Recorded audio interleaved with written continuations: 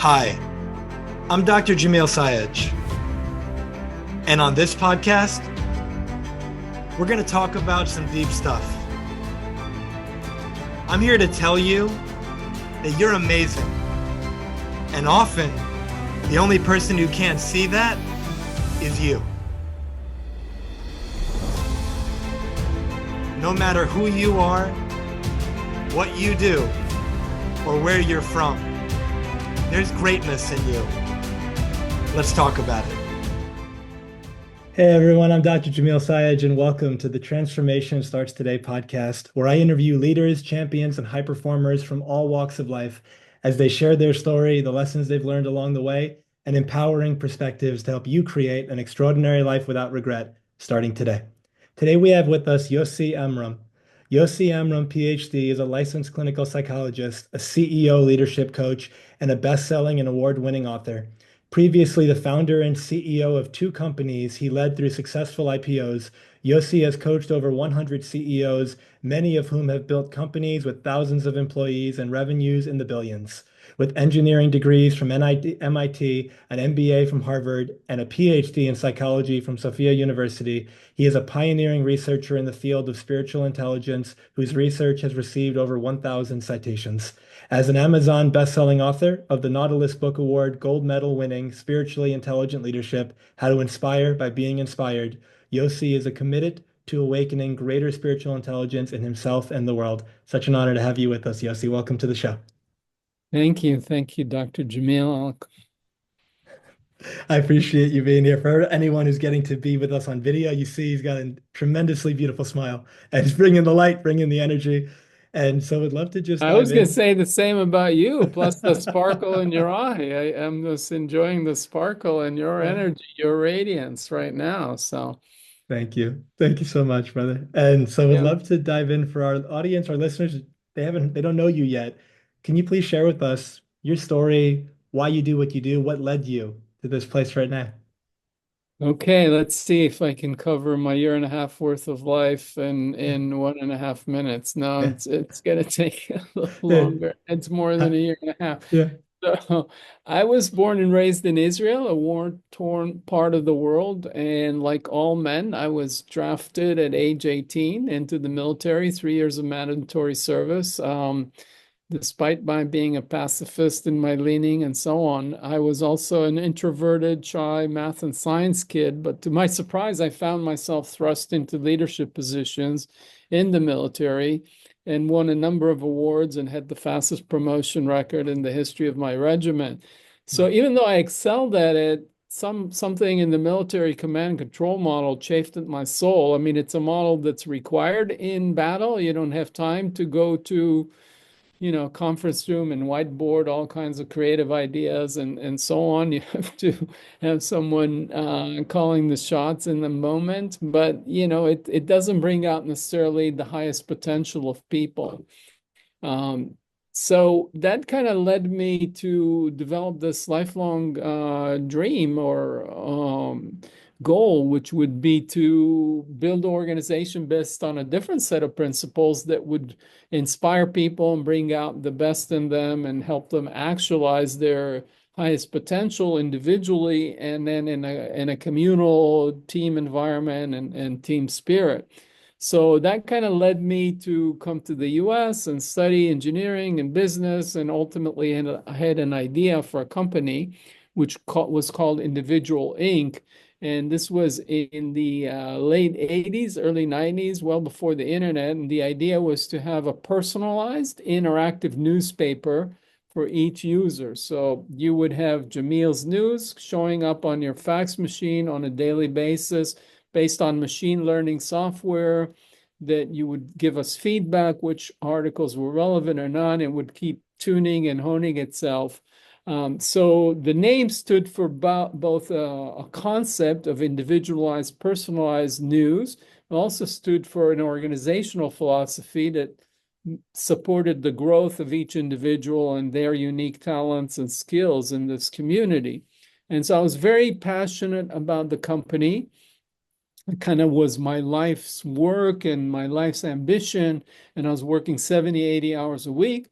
And lo and behold, I started to burn out. And then the internet came, and it became clear that the information we were providing on a subscription basis, based on a premium set of fees, was going to become available for free on the internet and ad supported.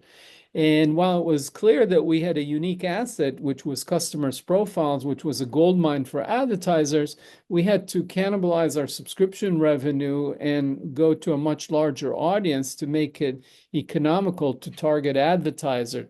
And that meant sort of eating our own children and cannibalizing our own revenue. And I kind of got frozen in fear and didn't know exactly how to navigate and how we're going to reinvent the company as an internet company from a fax delivery company. And so I got depressed. I couldn't stand in front of my employees and tell them what our strategy and our vision. I just kind of disappeared one time for a week, just went hiding. But I worked on myself. I persevered and figured out a strategy. We turned the business around and became a high-flying internet company. Took the company public, and we had a rising stock price, and the world was full of opportunities. I was trying to move quickly and capitalize on them. And one day I was trying to just relax and get a deep tissue massage. And lo and behold, while I was doing that, I had an awakening experience. I was so relaxed that my ego dissolved, and I started to experience the interconnectedness of everything and my non-separateness. The floor that I was looking at through the face cradle felt like it was inside of me. Everything was part of one. And that blew the circuits of my mind. And it was kind of a Kundalini awakening, if you want to talk about it energetically. But, it also threw me into a manic episode. And I wasn't grounded. I didn't know how to ground the energy.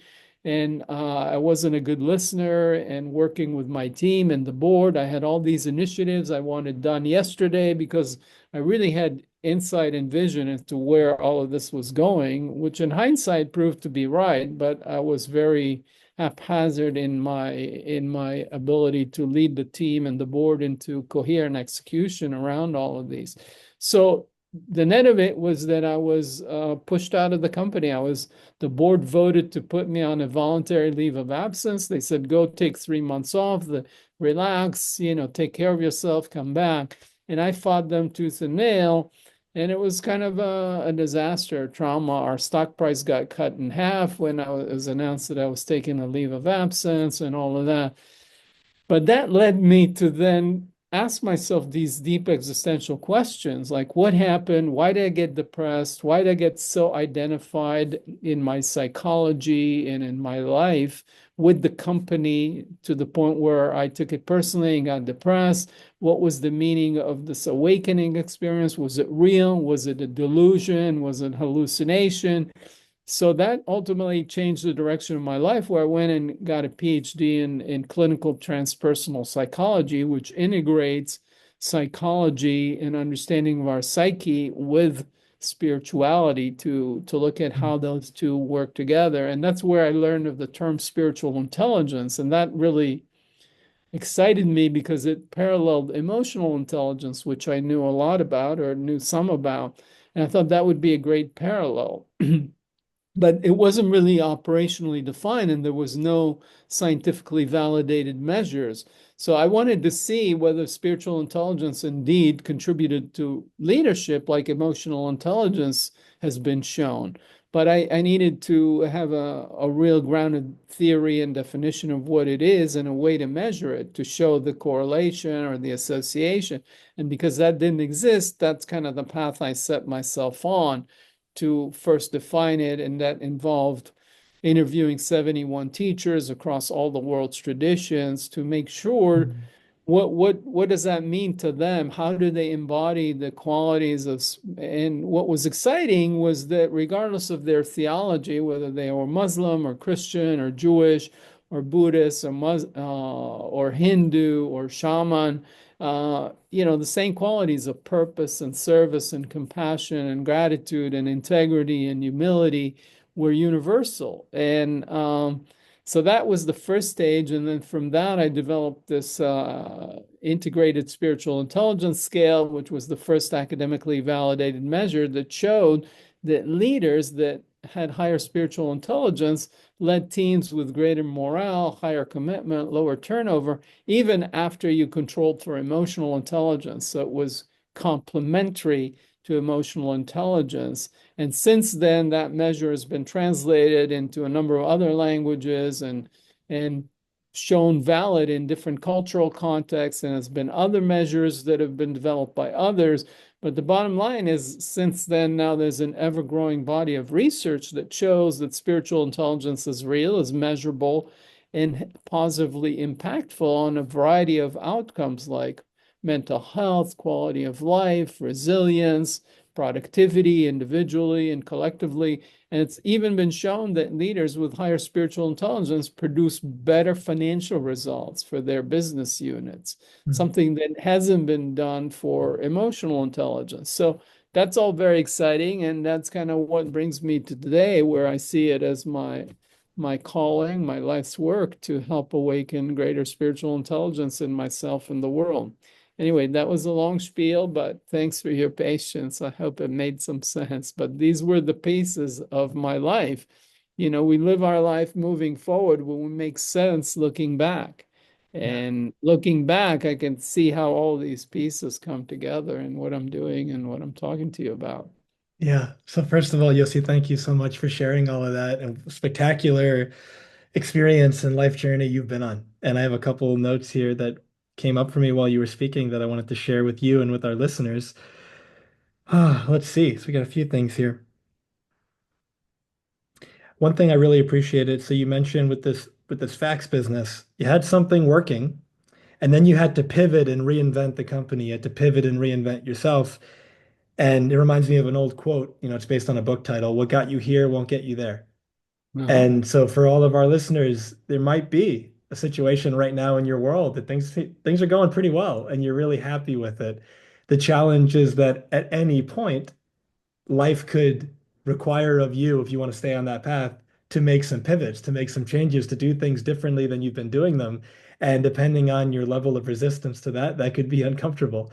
And at the same time, if you don't, you get left behind. And I remember hearing a quote by yeah, who was it? It was Henry Ford. Henry Ford said, if I asked the people what they wanted, they would have told me they wanted faster horses.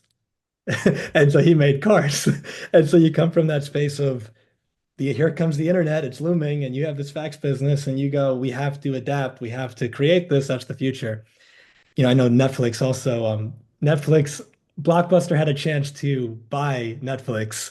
And my understanding is they said no because the mindset was people will always want to come into the store to buy their movies. And they just didn't understand where the future was going. And so they went out of business. And so, where are we being asked by life to adapt to the times that are coming? The second thing is you mentioned, So just on that point, if I can yeah, pause you, please. so yeah, also this Harvard Business School guy did this work on the innovator's dilemma. And so this happens at the business level, also psychologically, where certain things that are our strengths that lead us to something, we have to let go of them to make the leap. And so Yeah, it happens business-wise, an organization, and a strategy that worked no longer works, and it's at the psychological level, something yeah, that is our strength can become our biggest impediment because we yeah. we double up on it and it's no longer working. Absolutely. I think there's a flexibility and a rigidity, and one where flexibility is often strength is tied to strength. Excuse me. And so, if you've got something that's been working for you, obviously, double down on your strength. And the moment that strength is, it's like you have a tool. You could have the world's greatest hammer, but the moment that's not the tool for the job, it doesn't really matter how good it is or how strong it is. It's not appropriate for what you're dealing with right now. And so, are you willing to be flexible and shift? Yeah. You also mentioned capitalize on the opportunities of the moment and move quick. And that was when the stock prices were going up and all the opportunities of the world were around you. And just as a reminder to our listeners, it's like when the door or the window of opportunity metaphorically opens, it stays open. Like, there's always opportunities, but this specific opportunity that you're aware of right in front of you, there's a window of time with which that stays open. And if you capitalize on it, you double down, you work more intelligently, harder, whatever the output needs to be, you can get a massive, like, what's the word I'm looking for? Like the ROI on that effort can be so exponentially high. But if you miss it because you don't have that sense of urgency, then you don't get the result that you could have gotten. And so where can you recognize I have an opportunity right now? Let me double down on that. It could be personal, it could be relational, it could be business wise, it could be investment wise, whatever it might be. And then I love that you had this unwanted leave of absence where they wanted you to take that 3 months of voluntary leave. But the thing is, it led to a time for introspection, and it served as a launch point to your next chapter of life, it sounds like. And the Yeah. thing is, how often, one of my friends, she shared this with me. For her, it's a prayer. So if somebody connects to it in that way, beautiful. And if not, just hear it for what it could be for you. In her words, she says, God, please give me what I want or something better. And I really love the simplicity of it because to me, my interpretation, so first it's please give me what I want. This is what I think is best for me. Please give me that or something better because it acknowledges that my ego doesn't see the whole picture and there might be something far better than what I have in mind for me. And the thing that I think is great might actually not be good. There's that old expression, sometimes not getting what you want is the best thing that can happen. So it's please give me what I want or something better. So here's this unwanted leave of absence, but it led to everything that you got to experience after that was wonderful. And so right now, there's some listeners that potentially you're in that right now. There's something going on that was unexpected, unwanted, not desirable, etc. And maybe you're down on yourself about that. You're beating yourself up for it. You're feeling really bad. But how do you know this isn't setting you up for everything that you would love going forward? How do you know if not getting what you wanted could be the best thing that could ever happen to you? And the thing is, I've seen that in my own life. I've seen it in most people that I've spoken to. Often the hardest times we've gone through, there's things in our world right now, people, experiences, skill sets, whatever, that are only there because we went through the challenging time. And so those are a few of the things that I wanted to share. The last one being the world traditions that you studied. I found that myself, the universal principles, like you said, that underlying essence, that they all have a different way of explaining it. They all use different words, different, songs, different chants, different stories, but the essence of them, what they're all pointing to, is so often the same. And I find that so beautiful because then you can just be with whoever you're with from wherever they are in the world. And it's, how does life occur to you? How does this occur for you? And they'll share. And you might say, if you look beyond the surface level answer, oh, that's so beautiful. So you call it that. We call it this, but we're actually talking about the same thing. And I think that that's a really beautiful thing. Creates unity instead of separation. Yeah, no, that's great. I love this prayer. You said, "Give me what I want or something better." Yeah, it speaks to, as you highlighted, oftentimes there are hidden blessings in our pain, in our suffering, in our traumas. For me, that was a big trauma, being pushed out of the company I started and so on. And often in Thanksgiving, I ask people to go beyond just what you're grateful that we say, but tell me something that seemed like a bad news that turned out to be good. And you often Mm, hear people, I was laid off, I lost a relationship, someone left me, and whatever it is. And then we find that a better relationship, a better yeah. job. And so, yeah.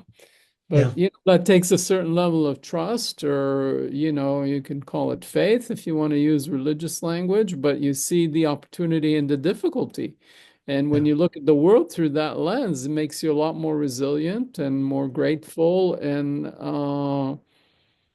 more able to deal with Yeah. life's challenges. Instead of going to victim mindset, you are like, oh, this thing happened, I didn't want it, but okay, I Yeah. have to go through some grieving process, what have you, but where's the opportunity, the blessing that is hidden? And I may Yeah. not discover it on in one day, but that faith gives us the energy and confidence to proceed.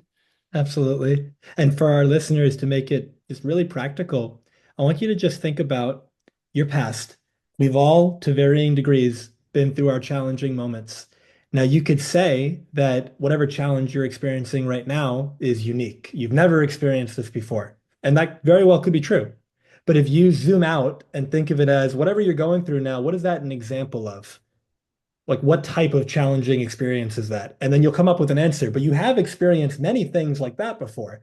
And then you realize I've survived every single thing that I've ever been through. Any of the hard moments I've gone through that in the moment I thought, oh my God, this is it. I'm not going to be able to handle this. And you handled it anyway. And you were able to get the support you needed. And however you did it, you navigated it successfully. And if you're still going through it, then you're in the process of doing that. But you've done it every single time. And what if, as a possibility to try on, whatever you're experiencing now won't be any different? It's I'm honoring the struggle. I'm honoring what you're going through. I'm honoring that it can be really hard right now. And at the same time, you will get through it and it's temporary. Yeah, and you're talking about this fundamental quality of trust in ourselves and trust in life. So even if Yeah. it's a new challenge and a new type of difficulty, you may have had a job difficulty and you survived that. And then you had a relational difficulty and you survived that. But now you have a medical difficulty and you're like, shit, I never had a medical difficulty.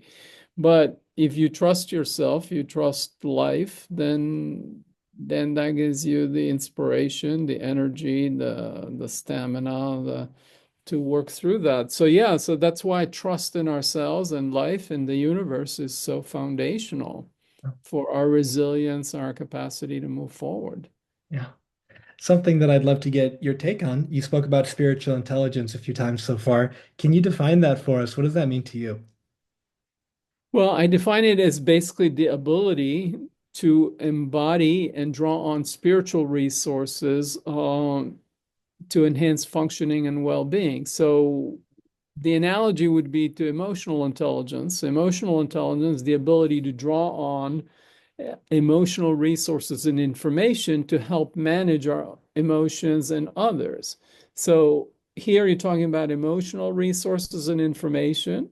And here we're talking about spiritual resources and qualities. And these are the qualities that I mentioned that are universal across all the traditions that have been celebrated for millennia, like compassion and service and gratitude and humility, integrity, and so on. Now, the exciting news is that those qualities have been talked about for thousands of years across the wisdom traditions. And now, in the field of positive psychology, that was started by people like Marty Seligman, he's developed, for example, a measure called character strengths and values in action. And they have identified 24 qualities, including hope and transcendence and gratitude, etc.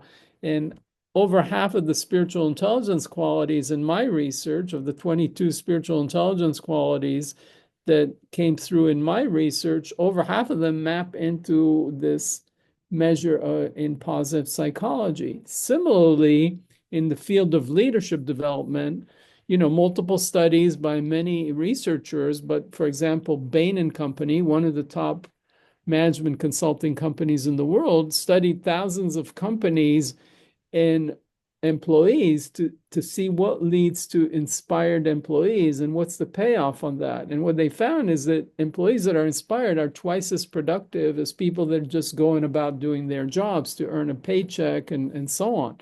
And then they looked at what are the qualities that lead to inspired employees, and they identified 33 of them. It had to do with servant orientation, centeredness, presence, compassion, listening. Again, and those, over half of those map into spiritual intelligence qualities. So you have a convergence between the wisdom traditions and the spiritual traditions for thousands of years, the new emerging field of science of positive psychology, and the modern science of leadership effectiveness and development. And they're all pointing to the same human virtues. So that's kind of to provide the scientific basis and the rationale why this isn't just woo-woo. This is like people think, oh, spirituality, they think woo-woo, like you're talking to angels, you believe in reincarnation, you believe in God. That's all fine, but I'm not talking about belief, like a belief in something like God or the immortality of the soul, or an experience. I may be meditating, I may be praying, I may be walking in the forest, and I have an experience of oneness, a momentary experience.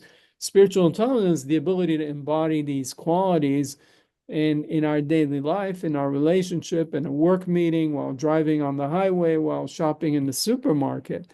So now, so I'm naming all these qualities and the convergence between those through the traditions and positive psychology and leadership development. I'll just say one other thing. And then you say, well, why call it spiritual intelligence? Just a list of qualities. And the point is that one is they've been celebrated through all the world's spiritual traditions first. And secondly, they all naturally emerge when we connect to our essence, our spirit, our life force energy. So what is spirit? Is the Latin root is spiritus, is the animating breath of life. So when we are rooted and connected to our spirit, to our essence, to our life force energy, these qualities naturally emerge. So, in a sense, these qualities are the highest and deepest expression of our life force energy. So that's why I'm calling it spiritual intelligence, and that's why it all makes sense across the world's traditions, across when we're connected to our essence, how do we uh, manifest, how we embody, and then the alignment and the convergence with positive psychology and leadership science. Hmm. I love that so much. You're speaking my language, Yosi. Okay. It's good. A few things for our listeners to be with. So you mentioned these spiritual resources, and you mentioned a bunch of qualities, and a few that I wrote down, like compassion, service, gratitude, humility. And my encouragement for everybody is, so for example, I remember years ago there was this person I was working with, and the person told me, I really wish I could be more confident, but I'm just not that. I'm not that Huh. kind of person. And I remember speaking with this person, and I just acted like I didn't know what she was talking about. And I said, I don't know what you mean. What do you mean by confident? And then she's, confident. And I said, no, no, I don't understand. Explain it. She starts to explain it. And then I say, can you give me an example? Who's somebody who's really confident? And then just to make up a name, she'll go, well, Mary. Mary is really confident. And I'd say, well, what does that mean? How does Mary walk into a room? How does Mary show up? And then she starts sharing all of it. Well, Mary would do this, she would do that, she would speak like this, she would stand up for herself like that. And she spoke for maybe a few minutes. And I said, so can I share with you what I'm hearing? And she goes, yeah. What I'm hearing is you know exactly how to be confident. You've just been choosing not to be up until this point. And it's coming from a space of if you have an arm and you have, let's say, like a neurotypical arm, you've got a bicep. Now, some people's biceps are bigger. Now, Uh-huh. why? It's either because they're bigger people, body frame is bigger, or they work out. So it's like the bicep has gone under some stress, it's got worked out, and it's gotten bigger. If you think of a quality like a spiritual muscle, an emotional muscle, a mental muscle, some people have practiced being courageous or being confident or being compassionate more.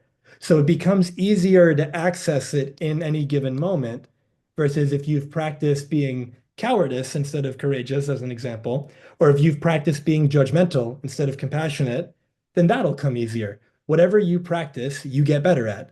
And so if we come from a space of, you mentioned embodying these qualities in daily life. And so a question that I pose for everyone listening, it's such a powerful, think of it like an entry point to get into any of these qualities. So let's say we say compassion.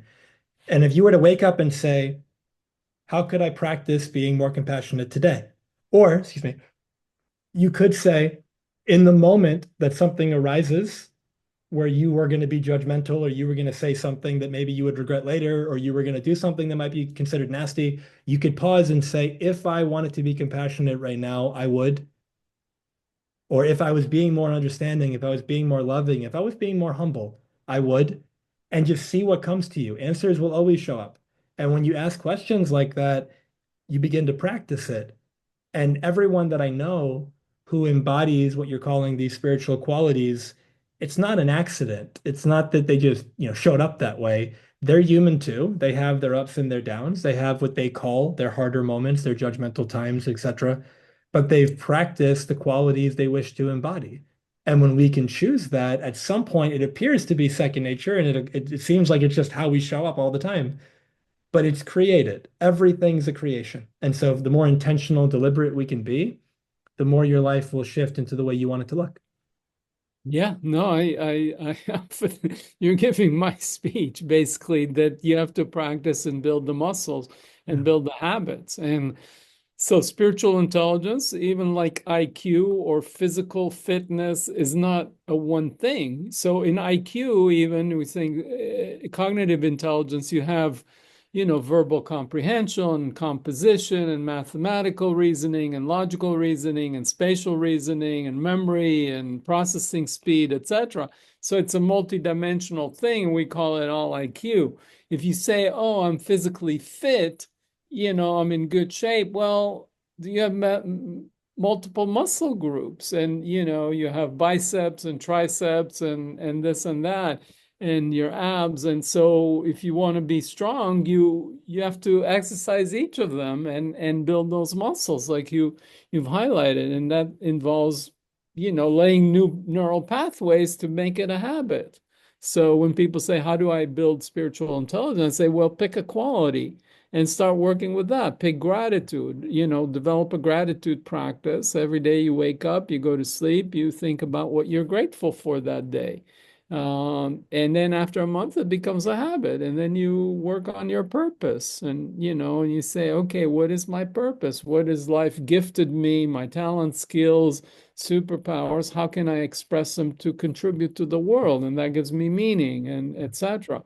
So, you work one muscle group at a time, you exercise it, you build the habits, and then it becomes more like second nature. And it's an ongoing lifelong journey. I don't know anybody, me included for sure, and I don't know anybody that I've seen that has achieved some kind of final stage. I think what's Yeah. interesting about life is that we continue to grow and have greater capacities. And we pass one level, we graduate from elementary school level, we go to high school, when we go to college, and then we take graduate level. And, the school of life just keeps keeps us interested and growing. Yeah. And so to me, that's the adventure of life. And what's rewarding is that we continue to learn and grow. There's no final destination. Yeah, absolutely. I'm reminded of, so when I was younger, I was a really big, I love movies, I love video games, I was into all these things. And for anyone who's either played video games before, or this applies to movies or books, if you have a character that you really resonate with, the character always begins at what I'm going to call level one. And you Uh-huh. begin as the weakest version of this character. But there's a beautiful expression I heard from Dr. Wayne Dyer years ago, the oak tree. The oak is implied in the acorn.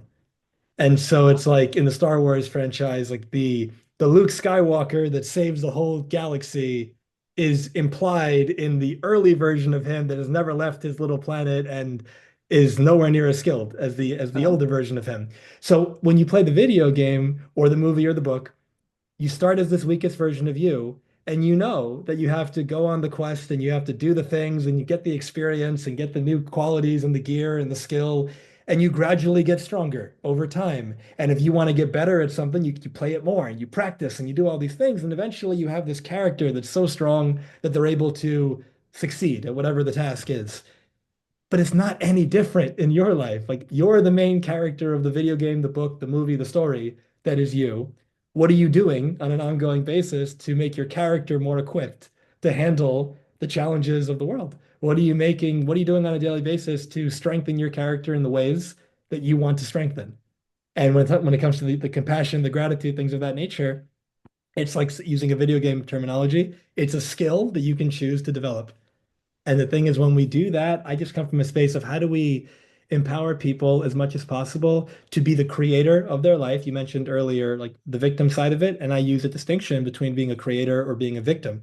And if you're being the creator, it's I am in the driver's seat of my life, and I'm going to take whatever life is showing me, and I'm going to use it. I'm going to play with it, using Aikido as a metaphor. It's, the attacker comes in, and you use the energy against it and you kind of you re or what's the word? Not reiterate. You re Redirect. something. That's it. You redirect. Yeah. So it's like life's given you this response, and what are you going to do with it? And how do you create the world that you're wanting intentionally and deliberately? Now, something that you shared earlier, if you can please expand on this, you said actualizing people's highest potential.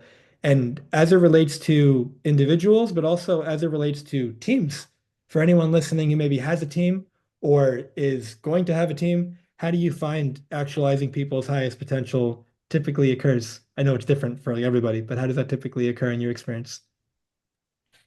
Well, I think a few things. One is believing in people. I think part of leadership, I remember like my regiment commander early on in my military, and he would get us to do things we none of us believed we could because he believed we could. And so, first of all, it's having that confidence in ourselves, in our ability to grow and stretch and go beyond. But as leaders, believing in the people we work with, I think that's a hugely important. It's empowering. It's that faith in others. That's what parents do, when we have children, believing in them, giving them a sense that we believe in their potential, inspires them, motivates them to keep going.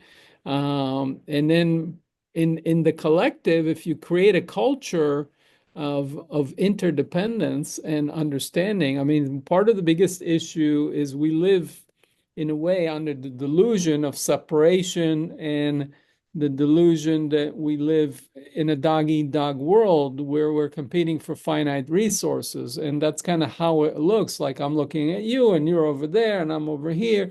And there's this little plant on my desk and then there's a tree outside. But the reality is that every inhale I'm taking, I'm inhaling oxygen, which was the output of this plant on my desk, and every one of my exhales is the carbon dioxide that it's inhaling, and it's taking the sun's energy and transforming it and growing and producing food and oxygen. So we're kind of interconnected, interdependent. And so when it comes to a team and a work environment, if you come at it with an ego orientation, I'm a separate thing, and we're all competing for the promotion and so on, and I'm trying to prove myself right, I'm trying to, it's a zero sum game, then it's a toxic environment. It gets very political.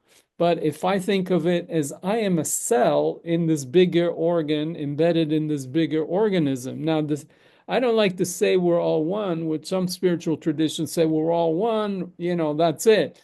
Well, we're all one, but we're not the same. We're not separate, but I have a distinct identity for sure. And as a cell in a body, it has a cell membrane and it has to keep its integrity. It has its immune system and it has to survive. But it has to survive, but in a way that supports the function of the organ it's in, that supports the organism. Because if the organism gets cancer, the cell can do well for 1 minute, but eventually it's going to die with the rest of it. So when we understand our interconnectedness and our interdependence, and we get beyond our egoic thing, instead of trying to prove ourselves right, we're trying to do what is right and believing and feeling that if we support the organ and the organism, and if it thrives, then we'll thrive along with it and we'll grow and we feel connected.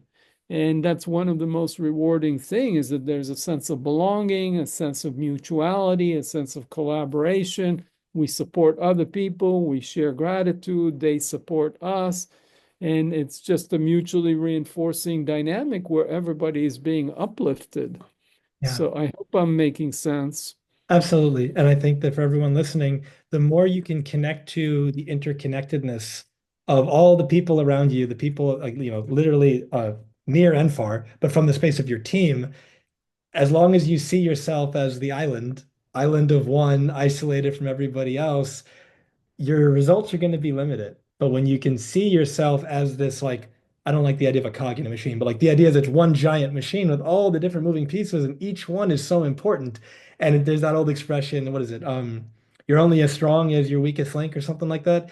If Uh-huh. there's a part of the chain that's breaking down and you think, oh, well, my chain is solid, so I don't need to worry about that one. The moment that one breaks, the whole machine stops working. And so it's like when you realize every part of this team is an asset. Every part's crucial. What work can we do? And so that's something that you shared that I really loved, the idea of belief.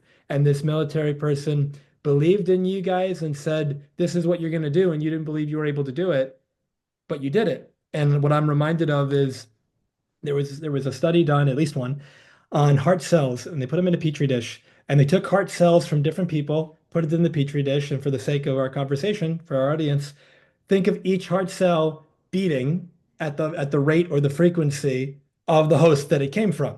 So now you have, 20 heart cells in this petri dish, and all 20 have a different beat, different frequency. But after a short period of time, they all align with whatever the strongest heart cell is, and then they start beating in alignment with that one. Hmm. Now, what does it tell you? So there's an old expression in personal development that says you become like the five people you hang around with most. Now, the thing is that that statement, it's not that it's incorrect, it's incomplete. It's not that you become like the five people you spend the most time with. It's that whoever is the most congruent, which is what I mean by strength, the strongest, whoever is the most congruent, certain, aligned individual in a group is the one that will influence the others more. And so if you spend time with five people, but you're the most congruent, they won't influence you, you're going to influence them. But if you spend time with people who are more congruent than you are in whatever the way, they will have more influence over you in those interactions. So there was this individual who believed in you, and in that moment, whether it was just fear or whatever it was, like we believed this person because they told us we had to do it, you pulled it off. And so, as a leader, what if we take it as it's my responsibility to not only encourage, but to see for my team a possibility that they don't see for themselves, because I know that that will be ultimately what will most serve them. And they may not see it in the moment, but that's true for parenting and that's true for anything where you have some degree of influence over somebody else. How can you influence them in such a way that's in their best interest, even if they don't see it in the moment? Yeah, and as you pointed out, the importance of belief. I know historically, people didn't believe we can break the 4-minute mile Yeah. barrier, and then once the first person did, a whole bunch of people did because people started believing. And in medicine, you're a doctor. There's the biggest thing is the placebo effect, and it all has to do with our belief. So if we believe that something's going to help us heal, lo and behold, it helps us heal, even if it's a sugar pill, Mm. water sugar pill. So yeah, our beliefs are self-limiting beliefs, but we can influence each other, as you said, as leaders, as team members, if we encourage each other. Oh, I believe you could do it. Then we reinforce people's own beliefs in their potential, and then they rise up to their potential, and they feel more fulfilled, more actualized, and it grows their confidence, and they could take on the next challenge Yeah. and Well, yes. move to the next level of the game that the game designer plays us in. Yeah. You just reminded me of there's something I share with people often. In order to move people, you have to be moved. And then when I saw the subtitle of your book, it was very similar, How to Inspire by Being Inspired. And I think that goes with what you were just sharing. Can you speak to that, please, especially as a leader? Well, yeah, I mean, you can't, leadership first and foremost is an inside job. You can't inspire anybody until and when you're inspired. You can't lead anybody until and when you lead yourself. And so that's part of it. I think what you're talking about is also important in relationships. If I am not influenced by you, you're less likely to be influenced by me. In a relationship, romantic or others, our willingness to be influenced, take the input from the other person directly affects how willing they are going to be to take our input. So if you're talking to someone and you don't listen to them, you don't take their input, they're more likely to close up and say, well, they don't care about me. I'm not going to care about them. And as they say, there's this saying, no one cares how much you know until they know how much you care. So that's all part of that. It's interesting that you bring that quote up. I think at least twice, if not more, in the last month or so in my world, somebody has shared a story and they've said it in such a way where they say, oh, yeah, I had this great experience with this person. And they talked about how amazing the experience was. I don't remember anything they said, though. And it's exactly what you just said. It's like they literally remember the heart. They remember the connection. They remember how they felt. They remember who the person was being and how they were showing up in that interaction that was inspiring for whatever the reason. But they don't remember the detail. They don't remember. Sometimes they do, but in these recent stories, it speaks to what you said. Like there's that Maya Angelou quote that you're bringing up. Yeah. When people feel your heart, when people feel your essence, when people feel that you're really there with them, you show up, they show up more. But like you said, if you're on your phone and you're distracted and you're not giving them the time of day, they're more likely to check out because you've already checked out. Exactly. Exactly. Yeah. And so can you speak to, we talked a little bit earlier about the intersection, spiritual intelligence and leadership, and why that's so useful, not only for the leader themselves, but for the organization.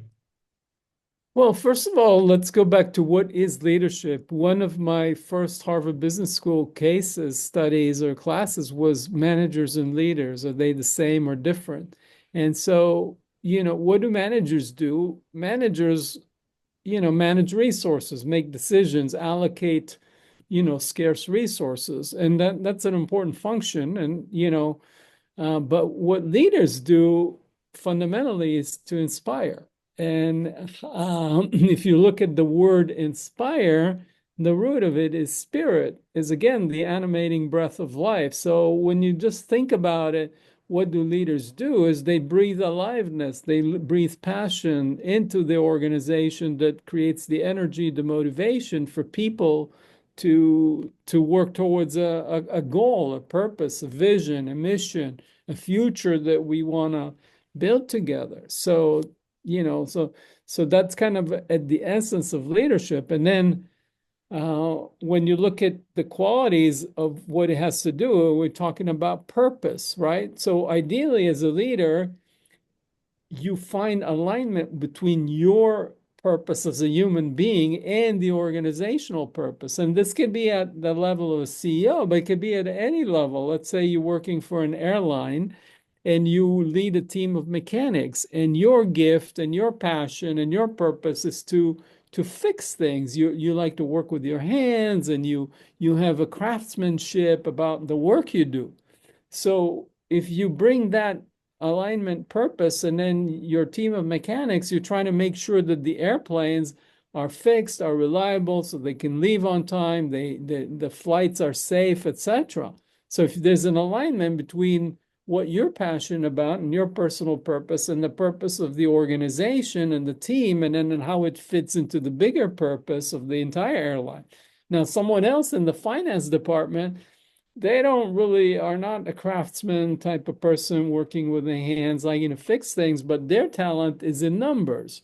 And their thing is they want to use numbers to empower the management team with insights to understand the metrics of the business and all the rest of it. So their purpose might have to do with accuracy and forecasting and modeling. They're passionate about math and numbers and those kinds of things.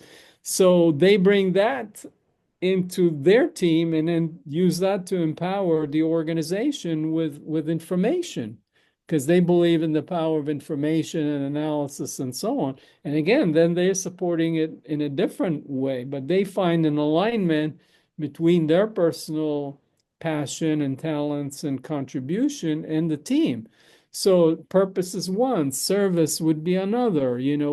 Like any business unit, any business is here to serve, right? I mean, we're trying to find a market demand, whether it's an end user demand, whether it's an internal customer or an external customer.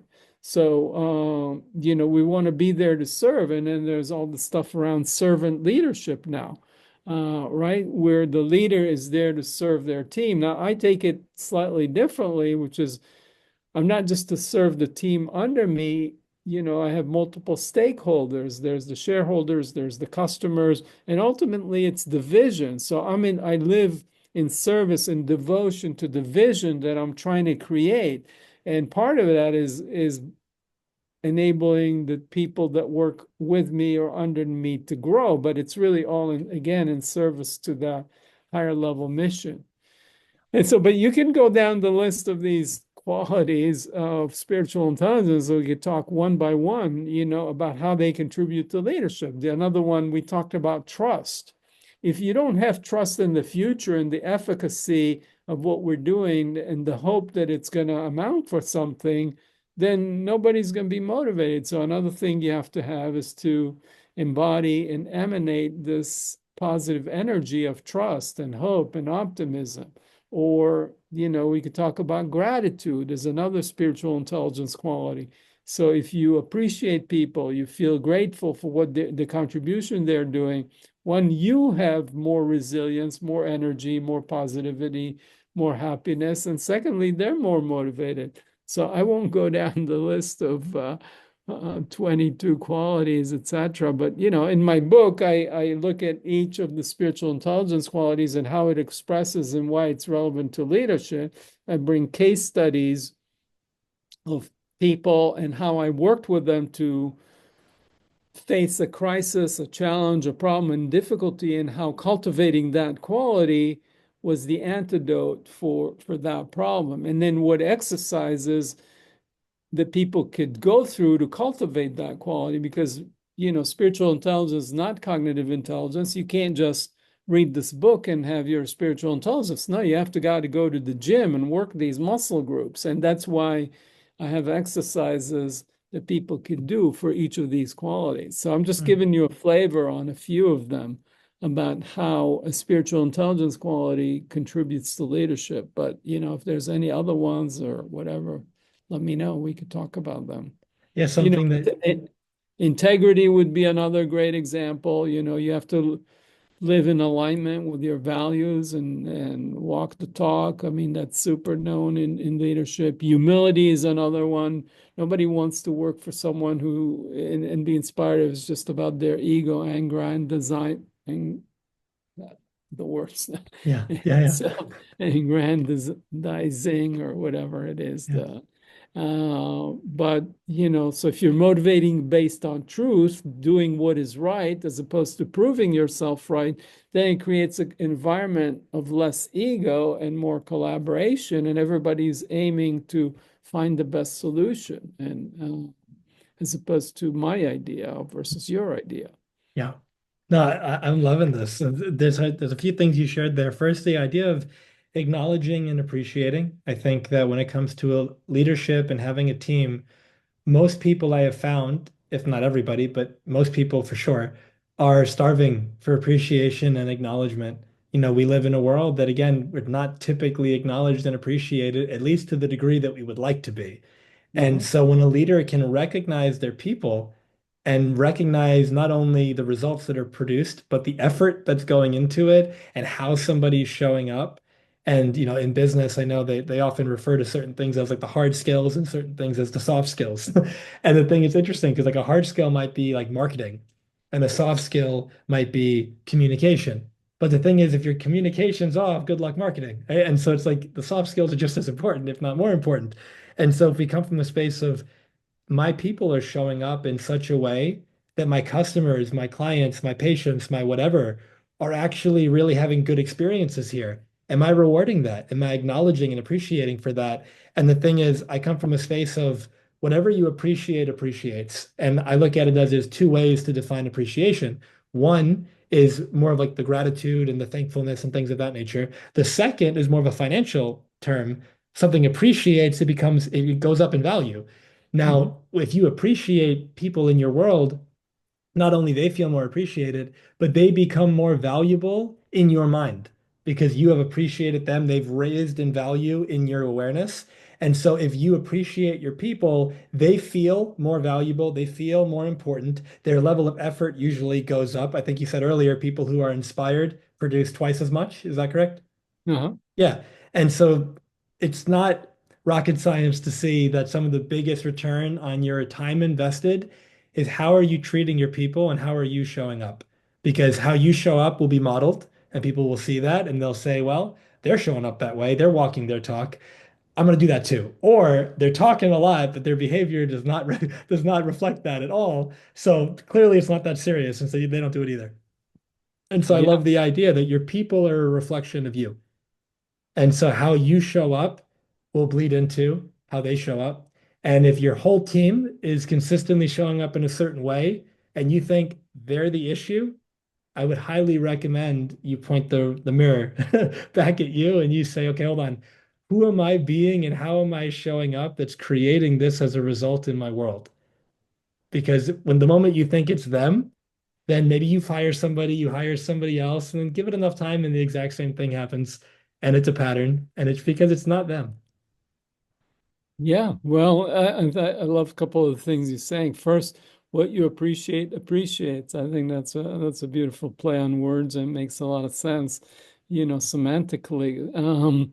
And then yeah, we attract the kind of energy and behavior, and as leaders, we set the tone and we model. So if we're showing up in a particular way that's ego driven, it's going to create a toxic ego driven environment. If we're motivating by fear, then fear will prevail in the team, and that's not going to produce the best results. So yeah, and as they say, it's also, I hate to reduce it, but there's a lot of psychodynamic issues that go on where the leader is kind of like the parent in the family, and it's kind of unconscious. We may not want to admit it to ourselves or others, but if you look at families, children that have problem behaviors, any therapist, child therapist, whatever, will tell you that 99% of the time the problem is at home and with the parents. And children that misbehave at school, it's just a symptom for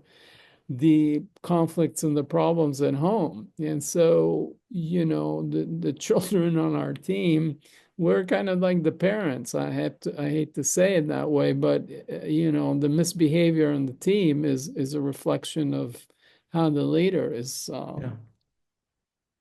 doing as the parent of that dysfunctional family. Yeah. I have a question for you, Yossi, that is related, but definitely different than what we're talking about right now. Before I ask you that, is there anything else about leadership that you'd like to discuss? I think I'm good. I mean, there's a lot I could talk about. Yeah. That's why there's a whole book about it. But yeah. Yeah. Well, I was looking through your website and something caught my eye, and I think it'd be very interesting to discuss. What does true masculinity mean to you? Well, I was wondering if you're going to go there. Well, true masculinity is, in the last few years, there's been a lot following the Me Too movement and stuff around toxic masculinity, and masculinity is kind of like the macho stereotype that we have that is that has done a lot of violence. And so, but true masculinity is looking at the authentic essence of what masculinity is, which is the ability to be assertive, protective, and initiating. If you look at it biologically, if you look at it, the masculine in terms of life puts out the seed, right? And then the seed is held and nurtured in the feminine womb, and then life grows. So the masculine quality would be the initiating, the seeding, the visionary, the assertive quality that's penetrating and that's forward looking. And so these would be the archetypal energies and qualities that I would consider masculine. Now, it's important to differentiate masculine qualities from men and women, because all of us, regardless of our gender and whether we're binary, non-binary, whatever, can embody these energies. So men can be nurturing, when men can be receptive, which would be important. And so this is where we synthesize the yin and the yang energies, and women can embody the masculine qualities of energy, of seeding, of initiating, of being assertive. But each of those qualities can go into the shadow side. So instead of assertive, one can become aggressive or violent. Yeah. Instead of receptive, on the other side, one can be passive. So there's a big distinction between being assertive, which would be true masculinity, to being violent, which would be shadow, toxic masculinity.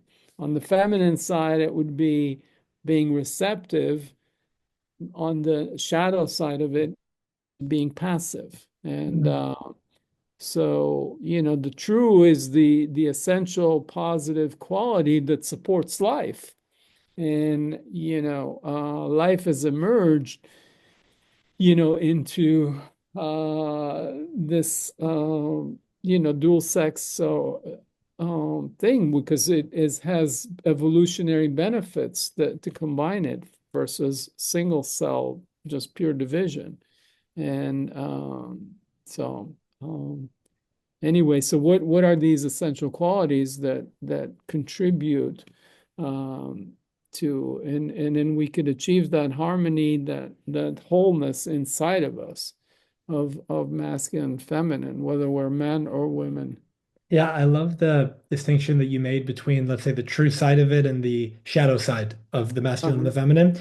And so for our listeners, here you are in a leadership role, and you can check in with yourself, whether you seek help or whether you have the awareness already to do this yourself.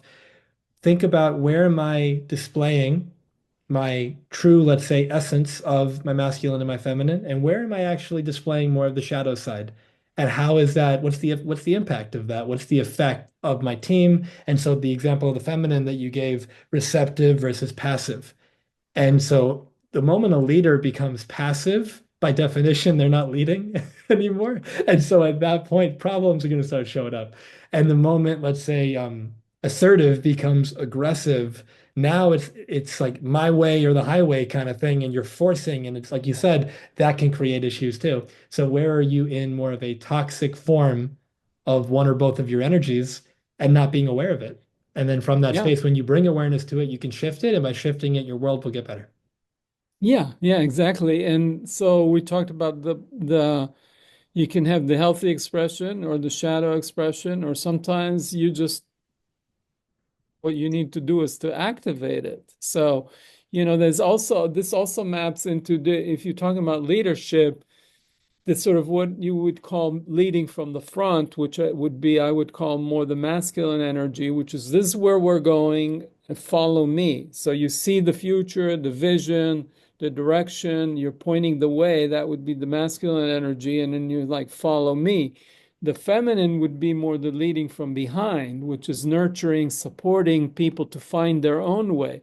And I think the best leaders can move back and forth. Sometimes we're called to lead from the front. This is what we got to do. Follow me. And then you got to step back and make sure that your organization, your team is following. So you drop behind them, and like a shepherd, you start to kind of nudge them and support them to go over there. Because if you're just running ahead and say, follow me, and they are not following you, or they have their limitations, you can get way ahead of them and they're way behind, and Yeah. you haven't really led them. So the best leaders can alternate from leading from behind, and we can have these masculine qualities and feminine qualities. And so a lot of great leaders are great by facilitating. They may not be the great visionary. They're not always, pointing the way to the best ideas, but what they're great at is facilitating a team to come up with the best solution. And that's also great leadership. But as you said, facilitating a team is not passive. It requires a skill set, and it's doing part of the feminine knows how to do, is to how to weave connections. Yeah. And then feminine has that focus on connection, that could be super important and effective and powerful. So it's not passive, it's facilitating, and it's supporting people and nurturing them to actualize their potential. But you could put the seed in, which would be the quote unquote the masculine, and the idea, you put the seed in, and then you provide the protective, safe environment. People talk about psychological safety and so on, to create the safe and nurturing womb for that seed to sprout and grow into life. And so as a leader, ideally we could do both. But We could do the seeding and initiating, and we could do the nurturing and facilitating. Yeah, I'm reminded of a quote, the best leaders aren't the ones who create the most followers, they're the ones who create the most leaders. And Uh-huh. this idea of leading from the front versus leading from the back. And as you've mentioned, sometimes leading from the front is exactly what's required. People will follow and you lead them where it is that everyone's wanting to go, and things work out great. But sometimes you empower and inspire people in the team to step into the leadership position that maybe, using the military example you gave earlier, maybe your people can't see it for themselves and they don't think they're capable of it, but you see it in them. You see the oak in the acorn metaphor. And so you encourage and inspire them. They step into that leadership role. Now they're leading from the front, and now you're in the back, but you're making sure that the whole group is moving where it needs to be. And so it's like they're leading from the front and people are following, and then you're taking in the entire experience to make sure it's going as smoothly as possible. And that's just as valuable. And how beautiful that now you have somebody else that the team can rely on and the team can count because they've stepped into their leadership. And the more leaders you can create in that way, it's like it's more and more assets to the organization. For sure, for sure. Yeah, beautifully said. And so, Yossi, as we begin to wrap up, if our conversation was your last opportunity to share with our listeners the message that's on your heart, the message that's on your spirit to share with the world, what would you want to make sure you leave them with? Well, I think we need this Copernican revolution of consciousness. Up until Copernicus, and people believed that the Earth was at the center of the solar system of the universe because that's how it looks. The sun is moving through the day across the sky, right? But later we discovered no, it's actually the Earth is born out of the sun, sustained by the sun, and that was kind of the Copernican revolution and Galileo. And I think the same thing we talked about this things looking like we're all separate beings, but when we wake up to our interconnectedness and interdependence, I think that we move from an ego-centered worldview to an eco-centered worldview, and we understand the interdependence and we remember ourselves. We become members in this web of life, and that gives us a sense of belonging, contribution, meaning, etc. And then that's kind of like we take ourselves out of that solitary confinement that we've put ourselves in.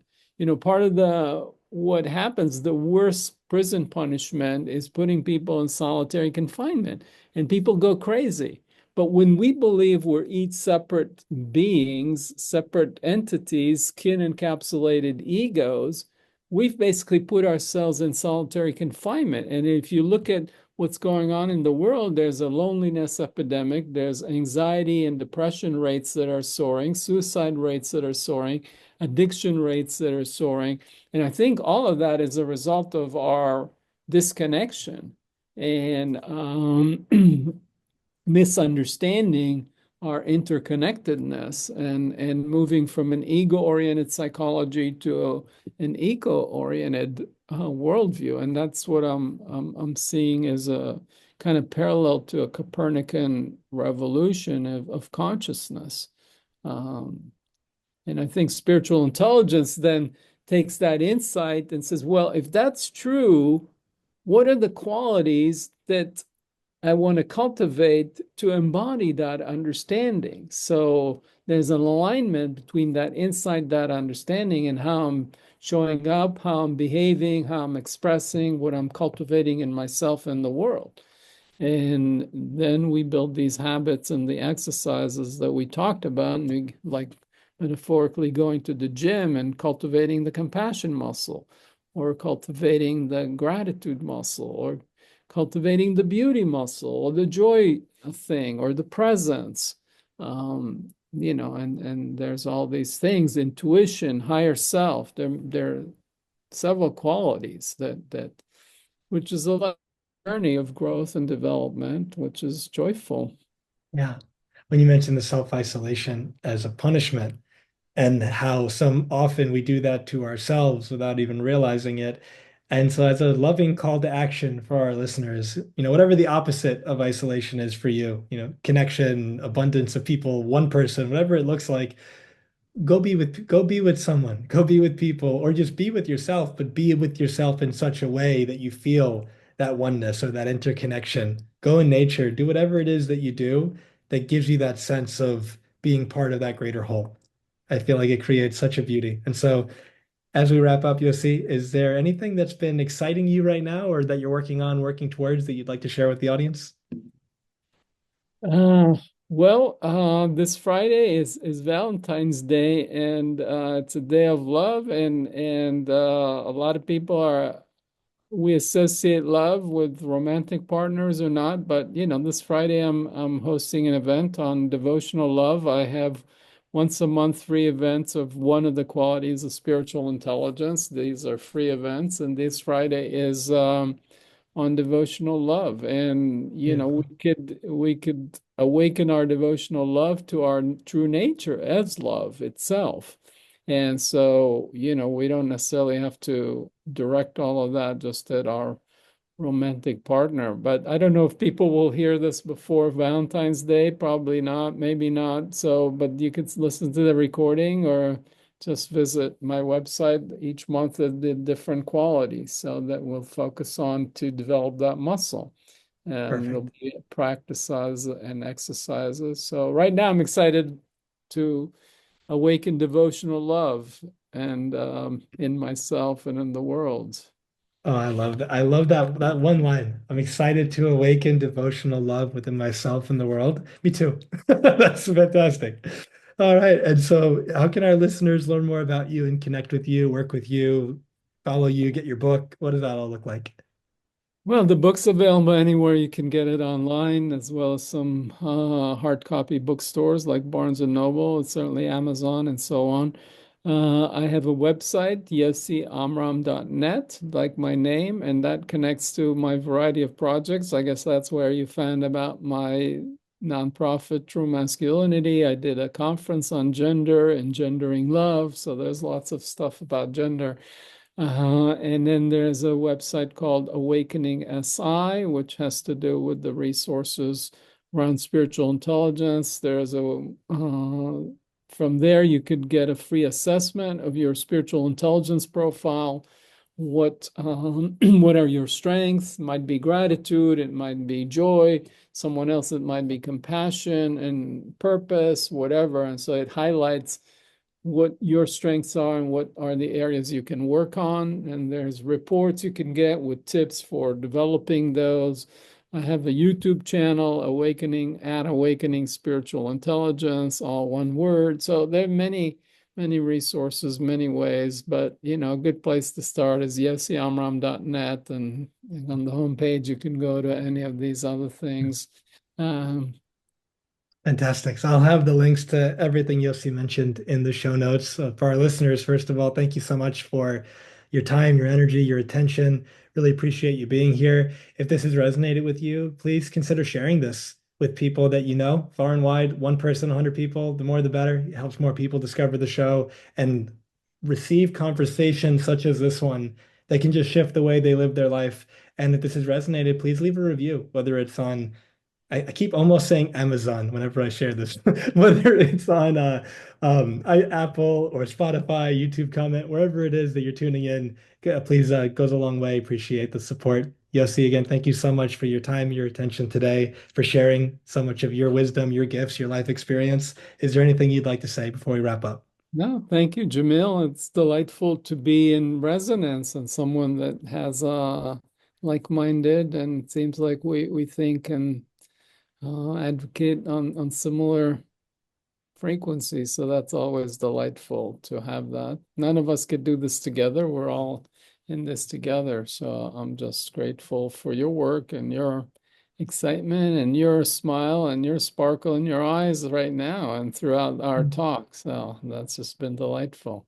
Thank you. I received that fully. Thank you so much. And so for our listeners, I call this podcast Transformation Starts Today.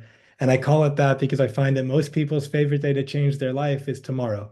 And that's why they stay stuck. But you can be different.